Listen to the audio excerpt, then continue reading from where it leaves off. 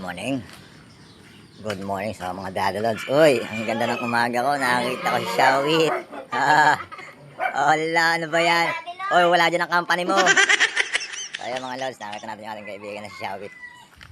So, ngayong umaga ay time check. 6:03, August 16. Ay gandang umaga. Ayan. So, si Haring Araw ay lumilitaw na. Dahil sa ating manukan. Ayun, nalito na si Haring Araw, oh.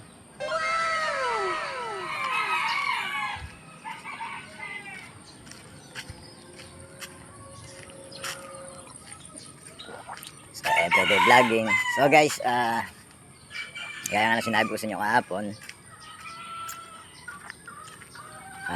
tayo pupunta kay RLS Backyard kay Kuya Toto, kay Kuya Randy.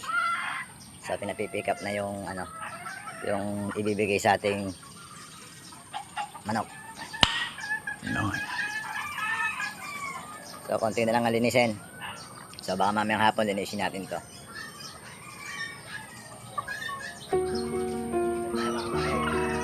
Yeah. Kamusta? Ako si Dilots. Ito ang kwento ng buhay ko.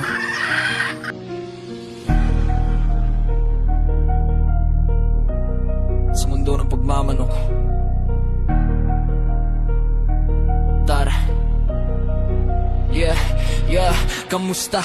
Ako si Dilots, breeder ang propesyon. Mula sisiw hanggang laban, buo ang dedikasyon. Simula sa wala, walang puhunan na hawak. Sipag at tiyaga lang, pangarap ko'y inangan at puyat sa gabi.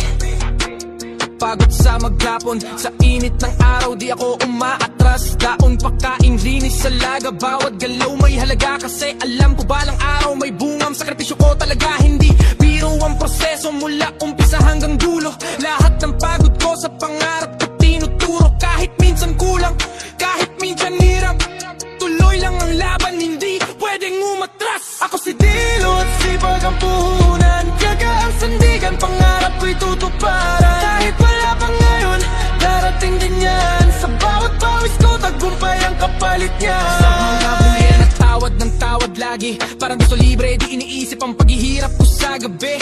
Kunti na lang hihingi na ang paninda, parang di nakita pa kung gandala. May hirit pa na spar, gusto agad laban. Usap pa lang ang hataw, presyo binabarat na naman. 1,500, yun ang alok nila. Pero yung hirap ko, parang wala sa kanila. Pero sige lang, ngumiti kahit mabigat. Alam kong darating din.